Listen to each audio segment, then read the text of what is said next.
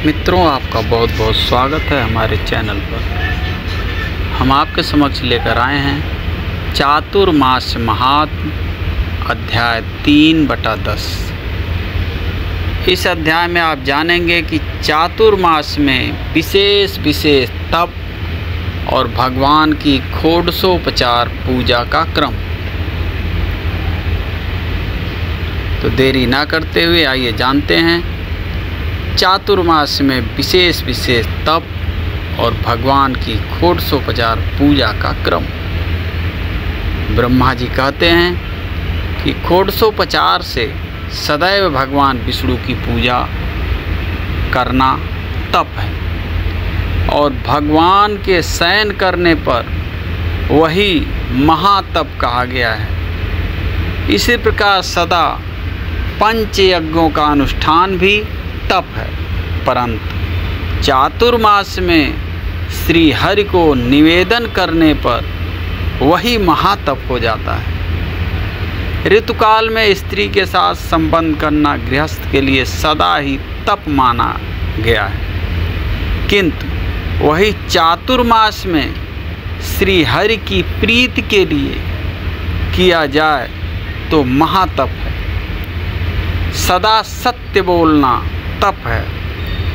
यह भूतल पर निवास करने वाले प्राणियों के लिए दुर्लभ तप कहा गया है। देवेश्वर श्री हरि के शयन करने पर यह सत्य भाषण रूपी तपस्या करने वाला मनुष्य अनंत फल का भागी होता है। अहिंसा आदि गुणों का पालन करना सदा ही तप है, किंतु चातुर्मास में बैर भाव का परित्याग करके उसका पालन किया जाए तो वह महातप कहा गया है। पंचायतन पूजा महातप है। मनुष्य चातुर्मास में श्री हरि की प्रीति के लिए इस महातप का विशेष रूप से अनुष्ठान करें।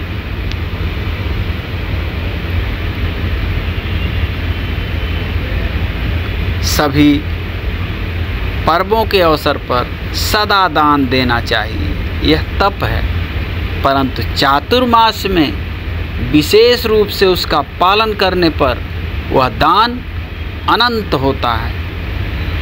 चौमासे में 2 प्रकार का शौच ग्रहण करना चाहिए, एक बाह्य शौच और दूसरा आंतरिक शौच। जल से नहाना धोना बाह्य शौच कहलाता है और श्रद्धा से अंतःकरण को शुद्ध करना आंतरिक शौच है।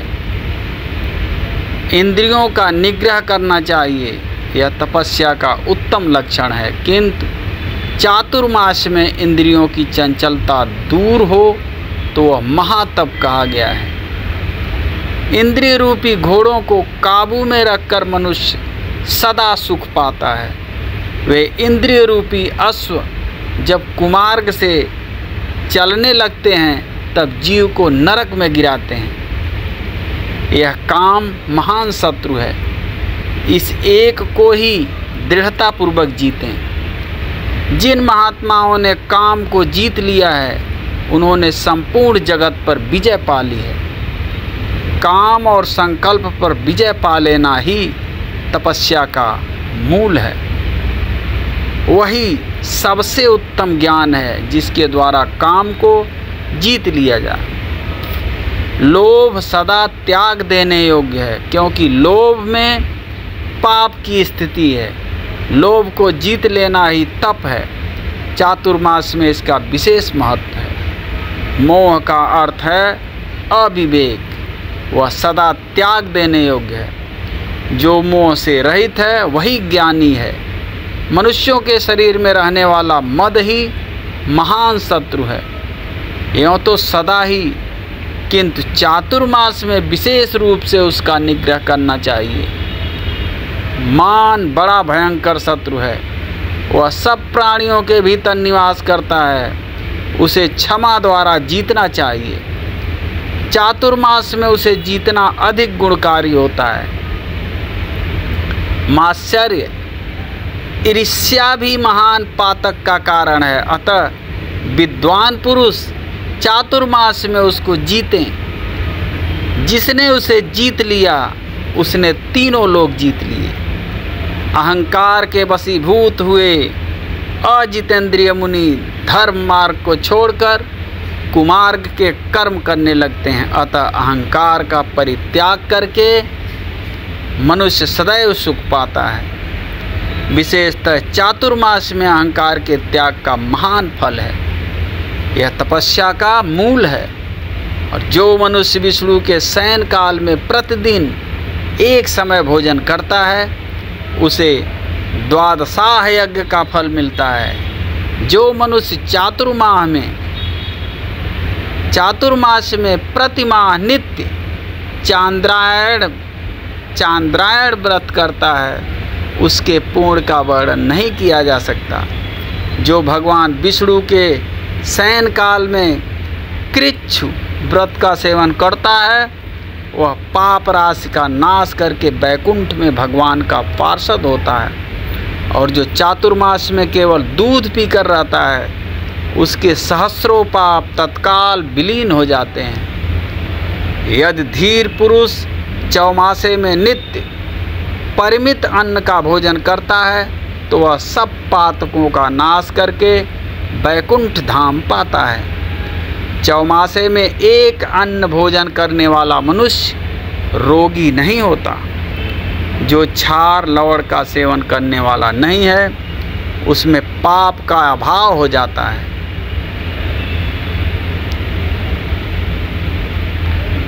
चौमासे में भगवान विष्णु की प्रसन्नता के लिए फलाहार करने वाला मनुष्य बड़े बड़े पापों से मुक्त हो जाता है। जो कंद मूल का आहार करता है वह अपने साथ पूर्वजों का भी घोर नरक से उद्धार करके भगवान विष्णु के लोक में जाता है। जो प्रतिदिन चौमासे में केवल जल पीकर रहता है उसे रोज अश्वमेध यज्ञ का फल प्राप्त होता है। जो मनुष्य चौमासे में श्री हरि की प्रीति के लिए शीत और वर्षा सहन करता है उस पर प्रसन्न होकर भगवान जगन्नाथ उसे अपने आप को दे डालते हैं। जो मन ही मन भगवान नारायण का चिंतन करके इस परम पवित्र और पाप की शुद्धि के हेतु भूत पुराण को सुनता अथवा पढ़ता है वह मरकर मोक्ष को प्राप्त होता है। नारद जी ने पूछा, प्रजापते 16 उपचारों से किस प्रकार भगवान की पूजा की जाती है? ब्रह्मा जी ने कहा, वेदों और शास्त्रों के विधान के अनुसार भगवान विष्णु की भक्ति दृढ़ करनी चाहिए। यह सब जो कुछ दिखाई देता है सबका मूल वेद है और वेद सनातन भगवान विष्णु का स्वरूप है।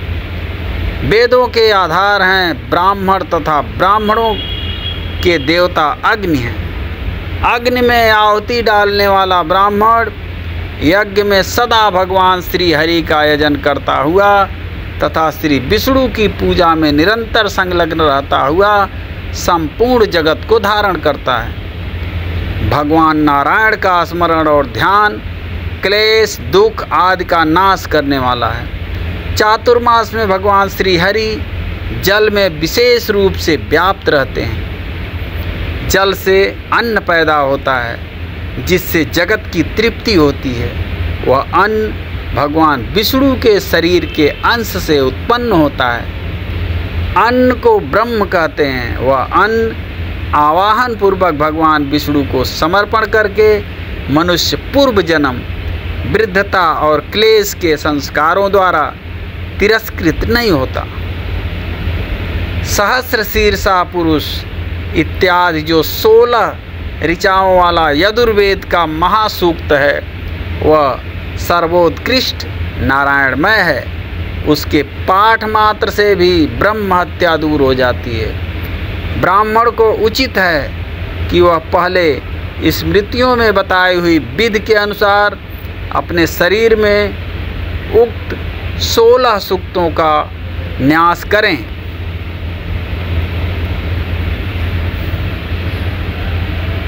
बैकुंठ धाम में विराजमान कौस्तुभ मणि से सुशोभित, कोटि कोटि सूर्यों के समान तेजस्वी, दंडधारी, शिखा सूत्र से सुशोभित, पीतांबरधारी रूप से भगवान विष्णु का आवाहन करके ध्यान करें। सब पापों के समूह का नाश करने वाले श्री विष्णु को इस रूप में अपने ध्यान में स्थिर करके उन्हें पूजा के लिए अपने आगे आवाहन करें।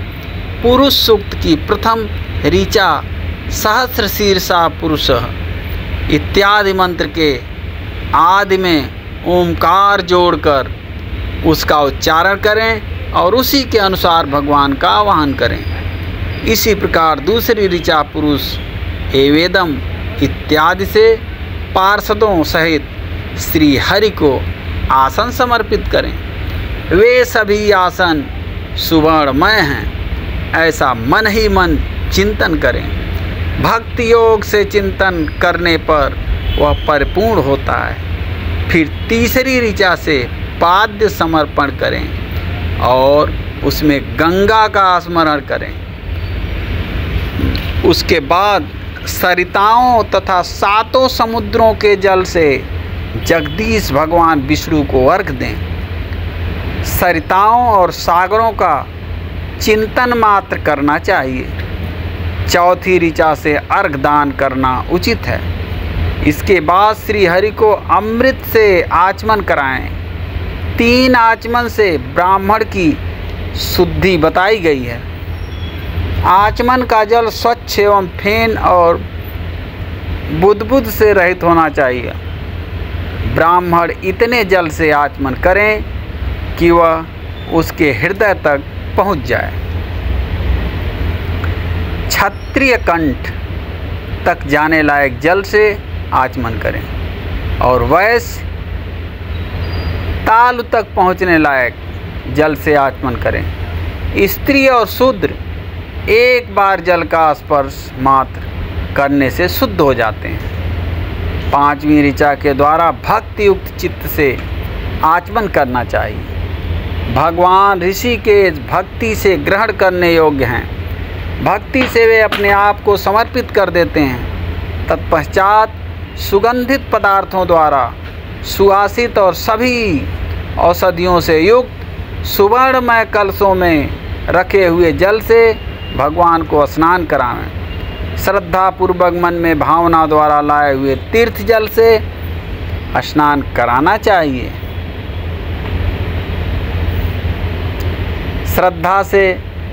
श्रद्धा के बिना दी हुई रत्नों की रास भी निष्फल होती है और श्रद्धा से दिया हुआ जल भी अक्षय फल देने वाला होता है। 6ठी ऋचा से स्नान कराकर पुनः आचमन कराना चाहिए। 7वीं ऋचा से भगवान विष्णु के लिए वस्त्र देना चाहिए। 8वीं से यज्ञोपवीत समर्पित करें। 9वीं ऋचा से यज्ञ मूर्ति श्री हरि के श्री अंगों पर उत्तम चंदन का लेप करना चाहिए। जिसने सुंदर यक्ष कर्दम के द्वारा जगत गुरु भगवान विष्णु के अंगों में लेप किया है, उसने अपने सुजस से इस संसार को आच्छादित एवं तृप्त किया। चंदन देने वाला मनुष्य संसार में अपने तेज से भगवान सूर्य के समान होकर देव भाव को प्राप्त होता है और ब्रह्मादि देवताओं के लोक में आनंद का अनुभव करता है। जो मनुष्य चातुर्मास में भगवान विष्णु को चंदन के आलेप से सुंदर रूप में देखते हैं, वे कभी यमपुरी नहीं जाते। 10वीं ऋचा से भक्ति पूर्वक पुष्प चढ़ाकर भगवान कघ पूजा करें। पुष्पों से पूजित हुए भगवान विष्णु को यदि दूसरे लोग भी प्रणाम करते हैं तो उन्हें भी अक्षय लोक प्राप्त होते हैं। 11वीं ऋचा से श्री हरि को धूप दान करना चाहिए।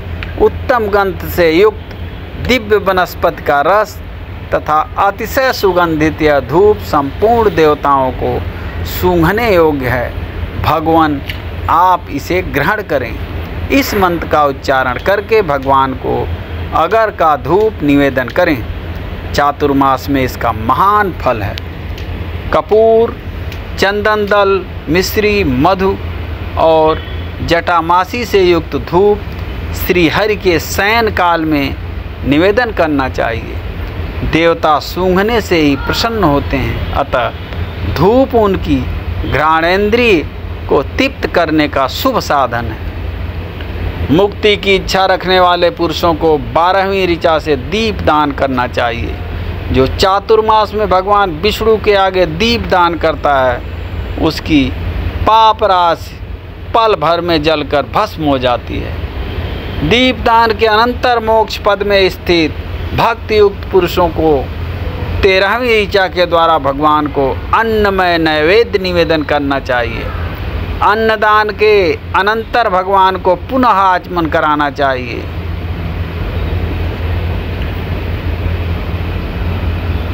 तत्पश्चात 14वीं ऋचा से सब पापों का नाश करने वाली आरती उतारें और भगवान को नमस्कार करें।